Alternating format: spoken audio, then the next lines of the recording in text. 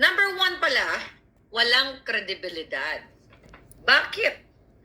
Nakakulong ng panghabang buhay. Okay? Correct. Kinontempt, okay, noong panahon ng Senate. Sino ang nag-contempt noon? Si Dick Gordon. At sa Senate, si Acop. Okay? Sa Senate, sorry. Sa Congress. sa lower house, sa House of Representatives. Si Congressman Okay, Acop. itong mga legislators. Okay, Legislators. isa dito ay si Acop. Siya yung nag-contempt. Ngayon, umaayon na siya. Anong kredibilidad ng isang taong sinungaling na nahatulang makulong, di ba, ng panghabang buhay at idinukot ng mga satanas? Okay, tapos siya ay surprise, actually siya ay surprise witness dyan sa joint public hearing on dangerous drugs, order, and safety, sabi to, and safety on human rights public accounts, chuchu. So doon pinag-uusapan nila, mga palangga, right? Ang pinag-uusapan nila doon kung paano nila lutasin, okay, ang problema sa pulburon,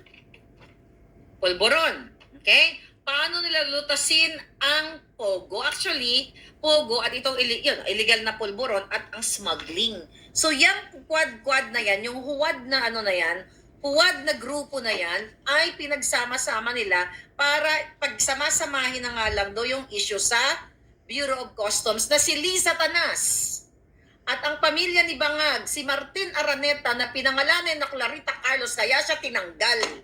Okay? Correct. Ang ngayon ang namamayagpag dyan sa smuggling, magsimula sa agriculture, sa droga at sa lahat na. Now, punta tayo dito kay Guban. Tapos walang investigasyon. Number one point na halatang pinadukot siya. Dinukot siya sa kulungan ni Liza Tanas at ni Bangag. Sila may gawa niyan. Okay? See? Kasi mga kababayan, dahil gusto na ngang pabagsakin ang mga Duterte. Lahat idadamay na nila. So can you believe ang nahatulan ng panghabang buhay Convicted at dyan pa. ay kinontempt sila mismo, nag-contempt back in 2018, mga kababayan, ay hinugot nila para idiin ang mga Duterte. So obviously, okay, ito ay pakana ni Liza Tanas. Ito yung ganti nila sa authenticated video ni Bangag Jr. at yung testimonya ni Cathy Binag. Kailan naging star witness or eyewitness ang wala namang na-witness ng kanyang dalawang mata? Kaya nga. Idinadawit niya si Pulong Duterte, idinadawit niya si Man Scarpio at si Michael Yang. Okay? I know may issue yun in the past, but I will talk about yung pagdawit niya kay Duterte, sa mga Duterte. Kitang-kita nyo talaga na ito ay pakana ni Bangag at ni Liza Tanas. Prior to this, mga kababayan,